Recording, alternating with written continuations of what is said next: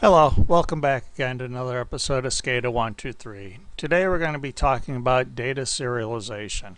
Data serialization is basically the formatting of getting your data and then saving it to some sort of specific storage style, such as CSV, comma separated variables.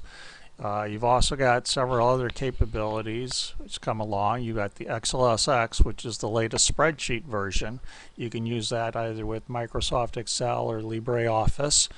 That is going to keep it in and out for a spreadsheet, so if that's what you want to use, you can basically get your data, save it in that format, open up your spreadsheet, and there you go. Or you can actually open up your spreadsheet with your app if that's what you want. JSON, which is JavaScript object notation, that's pretty much one of the newer, most commonly used interchange styles as for most of your network internet type stuff. You have YAML, which is newer, and that basically can create exactly the same as JSON for your projects. So it's an easy upgrade.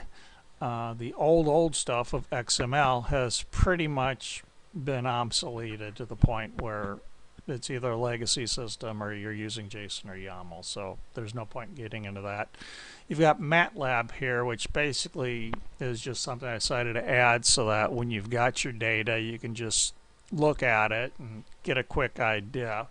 Most of your applications, you're going to pretty much be getting the data, storing the data, and maybe going back and forth of reading and writing that data. Now, there's tons and tons of theoretical programming stuff out there if you want to learn just the basics and the theory and all that. There's lots out there, no point in repeating it.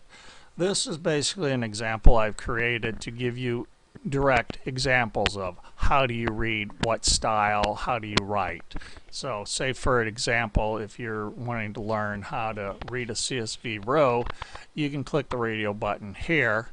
You've got all your information here. You'll have certain files that are associated with those that are included, or you can modify them, change them yourself, go from there.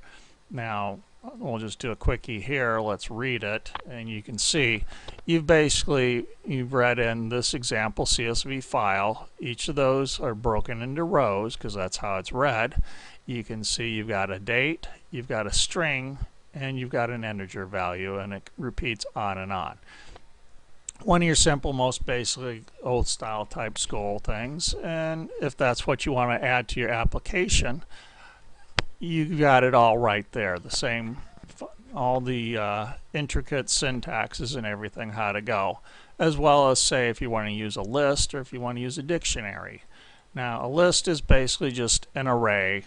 That's anybody who's used BASIC or something similar, you kind of know it's just a whole bunch.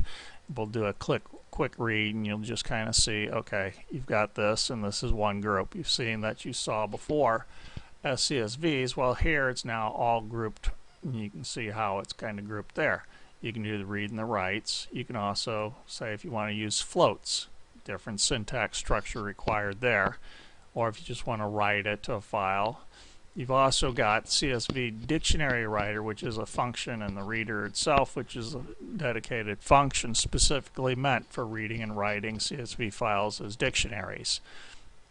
Now we'll just do a quick read here, and you can see there you go. You've got your structure, basically your order dictionary, and you can see how it's broken up here. Now, not to get too long-winded on things, it's pretty much the same thing. When you get you can do a basic, which is dedicated file. You can just kind of, if you got your data already in there, you can kind of use that as an example, or you can use list dictionary as well with that. You've got JSON, your JavaScript object notation, kind of the same thing. YAML, newer upgrade type stuff. So whichever you want to use as far as what works for your application, this is basically a nice learning direct example type functionality for you. You don't have to go through some obscene long theoretical version and then try to figure out how to code it yourself. You just use the example and then modify it to whatever you need. That's kind of why I wrote all these, is so that everybody trying to do their system type stuff don't have to just go through some strange, bizarre type theoretical thing and figure it out again for the 100th time on your own. It's done. Just use it, modify it how you need. That's the whole point. If you'd like to, you can go to the SCADA123 store. You can pull this up under your storage. I'll show you the link below. And grab the Data Serialization exe file that you can run. Just grab it for free. You can run through it, see if it does what you want, how it does it type thing. If you'd like to learn the Python code and how to actually get into doing this yourself and modifying it, you can basically just purchase the Python app right there with it. So hope you appreciate this, hope you like it and buy it. That's the whole purpose. Talk to you later. Thanks a lot. Bye bye.